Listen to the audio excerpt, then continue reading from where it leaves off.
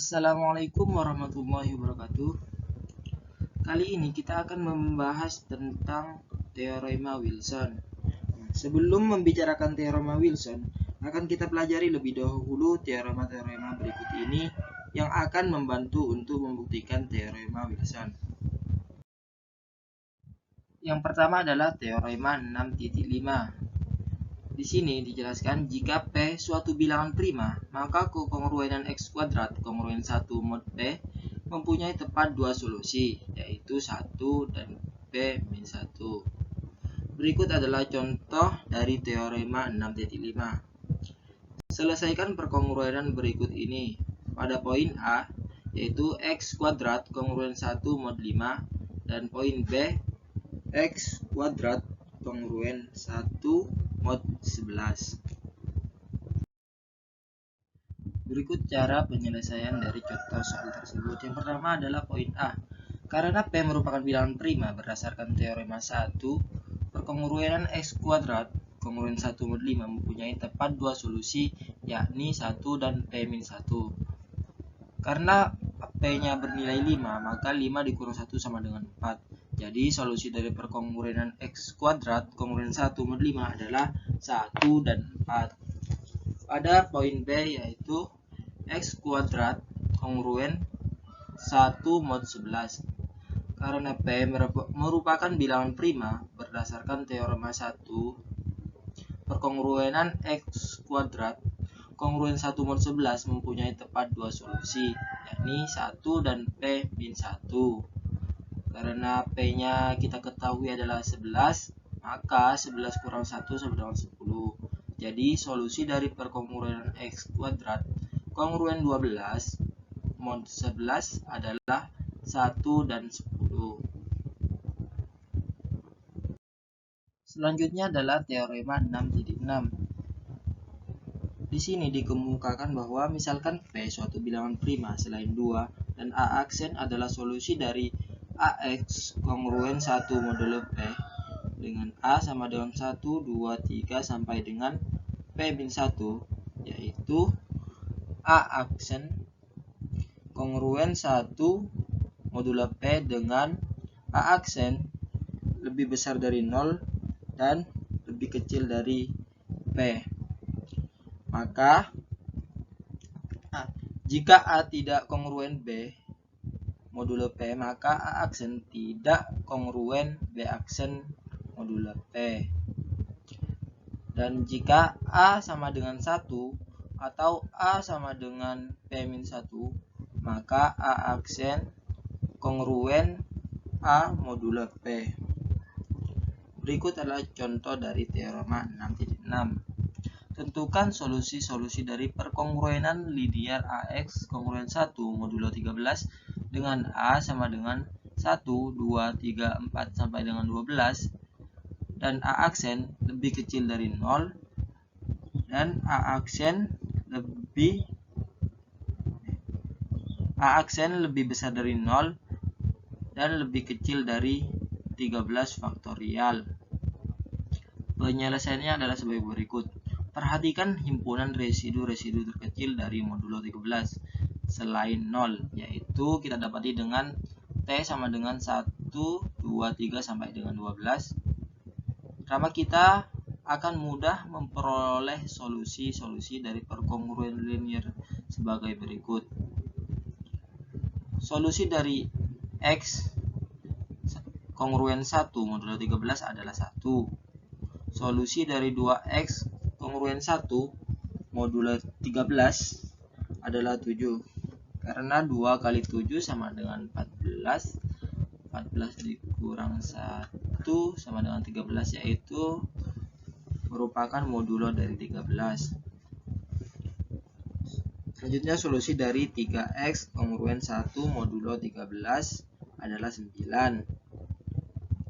Solusi dari 4X kongruen 1 modulo 13 adalah 10. Solusi dari 5X kongruen 1 modulo 13 adalah 8. Solusi dari 6X kongruen 1 modulo 13 adalah 11. Dan solusi dari 7X kongruen 1 mod 13 adalah 2, yaitu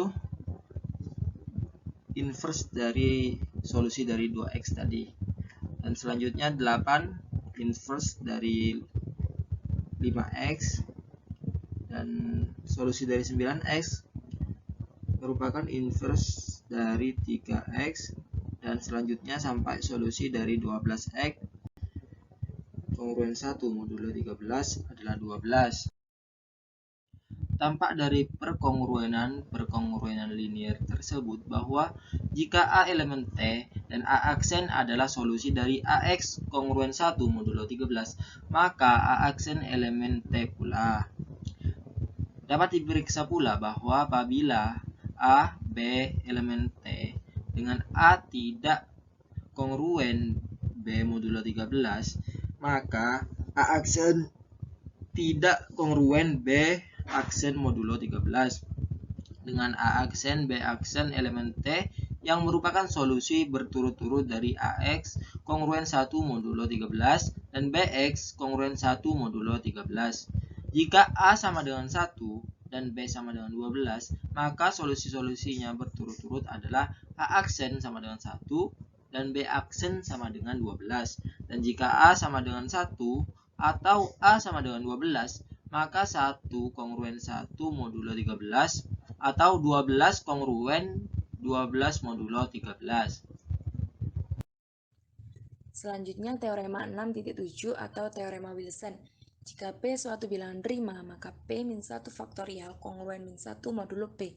Bukti, menurut teorema 5.6, kita dapat memasangkan A dan A aksen dari 2, 3, 4 sampai P-2 sedemikian hingga A aksen kongruen 1 modulo P, dan P terdapat setengah dikali P-3 pasangan bilangan-bilangan tersebut yang kongruen P dengan 1, yang kongruen modulo P dengan 1. Jika ruas-ruas kiri dari setengah dikali P-3 kekongruenan modulo P tersebut dikalikan, maka hasil kalinya akan kongruen modulo P dengan 1 pula, yaitu 2 dikali 3 kali 4 kali 5 sampai dikali P-2 kongruen 1 modulo P. Setiap ruasnya dikali dengan P-1 menjadi 1 kali 2 kali 3 kali 4 sampai dikali P-2 dikali P-1 kongruen P-1 modulo P. 1 dikali 2 dikali 3 sampai dikali P-2 dikali P-1 sama dengan P-1 faktorial. Sehingga P-1 faktorial kongruen -1 modulo P. Mengapa -1? Karena -1 adalah residu terkecil dari P. Sehingga sebagai contoh, diambil P sama dengan 7, maka kita dapat memasangkan A dan A aksen dari 2, 3, 4, 5, sehingga terdapat 2 pasangan bilangan-bilangan. Itu hasil kalinya kongruen modulo 7 dengan 1, yaitu 2 dikali 4 kongruen 1 modulo 7, dan 3 dikali 5 kongruen 1 modulo 7. Hasil kali ruas-ruas dari kekongruenan ini adalah 2 dikali 4 dikali 3 dikali 5 kongruen 1 modulo 7. 1 dikali 2 dikali 3 dikali 4. Ini setiap ruasnya dikali dengan 6. Kenapa 6? Karena P-1. P-nya 7 dikurangi 1 menjadi 6. Jadi ruas-ruasnya dikali dengan 6. 1 dikali 2 dikali 3 dikali 4 dikali 5 dikali 6 kongruen 6 modulo 7. 6 faktorial kongruen -1 modulo 7. Teorema 6.8. Jika P suatu bilangan prima ganjil, maka pengkongruenan X kuadrat plus 1 kongruen 0 modulo P mempunyai solusi bila dan hanya bila P kongruen 1 modulo 4. Bukti, misalkan A adalah solusi dari X kuadrat plus 1 kongruen 0 modulo P, maka A kuadrat kongruen -1 modulo P, dan FPB dari A dan P sama dengan 1. Karena FPB dari A dan P adalah 1 menurut teorema Fermat, maka A pangkat P-1 kongruen 1 modulo P. Menggunakan aturan substitusi, sehingga didapatkan -1 pangkat P-1 per 2 kongruen 1 modulo P. Bilangan prima berbentuk 4K plus 3 tampak tidak memenuhi, sebab akan didapat -1 pangkat 2K plus 1 kongruen 1 modulo P. 2K plus 1 kan ganjil, jadi pangkat min 1 pangkat ganjil berarti min 1 kongruen 1 modulo P, yaitu P bagi habis 2, yang jelas salah karena P adalah suatu bilangan prima ganjil. Jika bilangan prima P berbentuk 4K plus 1, yaitu P kongruen 1 modulo 4, untuk sebaliknya dibuktikan sebagai berikut. Perhatikan bahwa P-1 kongruen min 1 modulo P, P-2 kongruen min 2 modulo P, sampai P plus 1 per 2 kongruen P-1 per 2 modulo P, dan P-1 faktorial kongruen 1 kali 2 kali 3 sampai dikali P-1 per 2 dikali P plus 1 per 2 sampai dikali min 2 dikali min 1, maka P-1 faktorial kongruen 1 dikali 2 kali 3 sampai kali P-1 per 2 sampai dikali min 2 kali min 1 modulo P. P-1 faktorial kongruen min 1 pangkat P-1 per 2 dikali 1 kali 2 kali 3 sampai dikali P-1 per 2 kuadrat modulo P.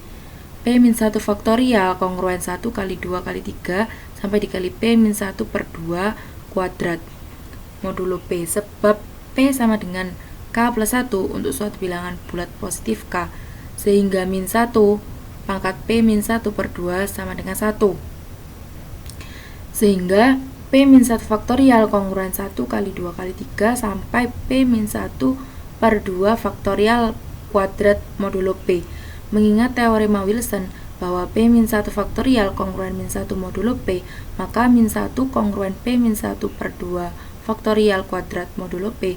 Hal ini berarti P-1 per 2 faktorial kuadrat memenuhi pengkongruenan X kuadrat plus 1 kongruen 0 modulo P. Jadi pengkongruenan itu mempunyai solusi. Contoh, selesaikan pengkongruenan X kuadrat plus 1 kongruen 0 modulo 13. Karena 13 adalah bilangan prima berbentuk 4K plus 1, 4 dikali 3, 12 tambah 1, 13. Jadi pengkongruenan tersebut mempunyai solusi, yaitu 13 min 1 per 2 faktorial. 12 bagi 2, 6 faktorial sama dengan 720 kongruen 5 modulo 13. Dapat diperiksa dengan substitusikan 5 pada X dari pengkongruenan tersebut, yaitu 5 pangkat 2 ditambah 1 sama dengan 26 kongruen 0 modulo 13. Sekian dari kami. Wassalamualaikum warahmatullahi wabarakatuh.